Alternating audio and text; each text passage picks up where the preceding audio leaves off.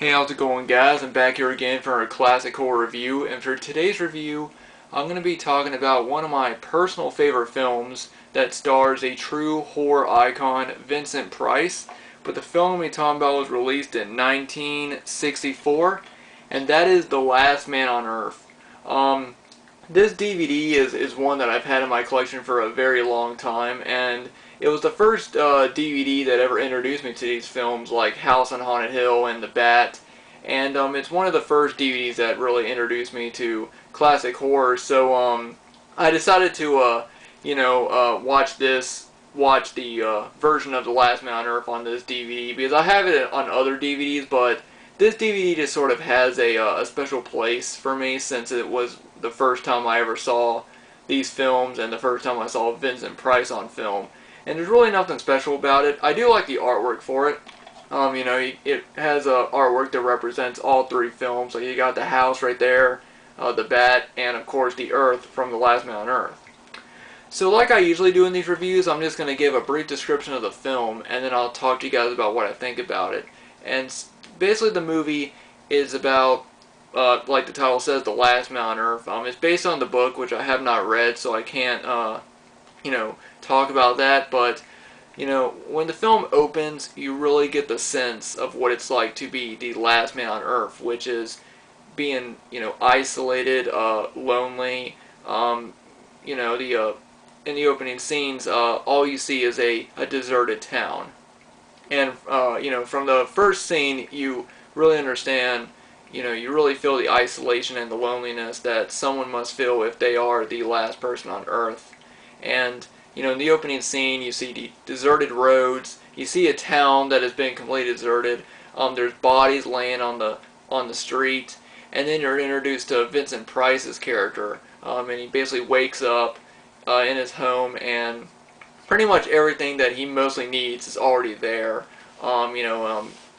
You see him go through his daily routine, and which basically involves him, just having to have orange juice and coffee because he has to save the food that he has. All of his food is in cans. At the beginning of the film, he opens up his front door and you see some garlic hanging from his door, as well as a mirror. And in his in his narration, he says that they can't they hate to look at their own reflection in the mirror, and that's when he kind of realized that this is more of a vampire story.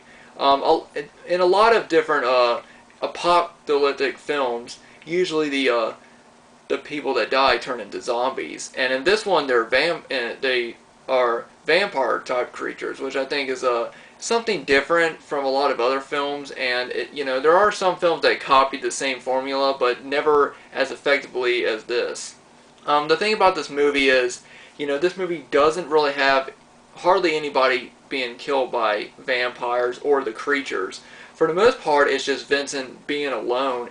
In the film, his name is Robert, and you mostly see him just being alone in this town, and dealing with the fact that everybody around him is most likely dead and is most likely become these creatures. And as the film goes on, there's some good suspenseful moments. You find out that every night, the creatures come to his house and try to break into his home because he is one of the last humans alive and they want his blood. And you also find out the backstory of how this all started. At one point in the film, Vincent is sitting on his couch and he's watching old videos of his wife and his daughter in their home 3 years before the outbreak occurred. And you find out that he used to work in a lab with other scientists, and they found out about this virus that they believe is being spread through the wind, and they're trying to look for a cure for it. And as the film, his flashback goes on, you start to find out that that hundreds of people are being killed by this supposed virus. And as his flashback goes on, you do find out that both his wife and his daughter ends up catching the virus, and is then killed by the virus, and people are starting to become these blood, vampires that are out for blood, and they must be killed. And that's as far as I think I want to go with the storyline. I think I pretty much, talked about it for the most part. But in my opinion, this movie is a lot better than almost any other sort of Last Man on Earth or, I Am Legend or I Am Omega type film out there, because it pretty much captures, like I said, the loneliness and the desperation of being alone, of just being the last person, stuck in your home. You can't go anywhere. You can't go anywhere at night. He pretty much, throughout the entire film, he has to get everything he needs by day, which is, breaks into like at one point he has to break into a place that sells mirrors because the vampire creatures, they don't like their reflection. He also has to get garlic and, save his, keeps all of his food in canned up foods, to keep them fresh. And it's mostly just him just being isolated in this world. And one thing that I thought was different from a lot of other films is, for the most part, the vampires don't really attack hardly anybody in this film. There's only about, I'd say, one person that you actually see get attacked by them, which I think makes this film different.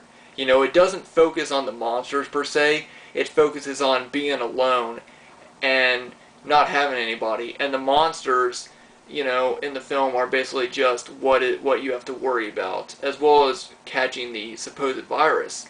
But as the film goes on, you realize that Vincent seems to be immune by it, and he is trying to find, throughout the film, is trying to find a cure or try to find an antidote or whatever. But yeah, guys, I must say, I'm sure a lot of people have seen this, but if you haven't seen The Last Man on Earth, I really, really recommend it. It's a really great film. It's got a lot of good suspense in it. And, like I've stated, it's got great performances by Vincent, and it pretty much just shows what it's like to be the last man on Earth. And I think that this film captures what a lot of films have tried to capture and have failed to capture. Hang on a second, there we go. Looking for my pen. But, anyway, guys, I hope you enjoyed this review. I didn't want to talk too much about the movie for anyone who hasn't seen it, because I wanted, I didn't want to give away too much, and I mostly just wanted to give an impression of what I thought about the film, and what basically it is a survival story. It's more of a survival story than it is a monster film. It's mostly about just being alone and trying to find resources throughout the entire film and what you would do, and it kind of puts you in that situation. It makes you think about, what would you be? I mean, how would you be if you were the last person on Earth? Would you be able to handle it? Would you go insane? What would you do? During that thing. During the, if you were the last person on Earth. And so that's what I think I would ask, well, let me know down in the comments. How would you be if you were the last person on Earth? Would you be able to handle it? Would you go crazy? Let me know down in the comments. If you've seen The Last Man on Earth, then definitely let me know what you think about it, but don't give anything away for anyone that may or may not have already seen it, because I think that, for those of you who have not seen it, this is definitely a horror classic that I think everybody needs to see. So anyway, guys, that was my review for The Last Man on Earth. Thanks everybody for watching. I'll be mixing it up on this in my next review. I will be talking about a non-horror film, so hope everybody enjoys that one. Definitely give this video a thumbs up if you enjoyed it, and subscribe if you haven't already. Hope everybody's staying cool in this hot weather, and I'll see you guys next time.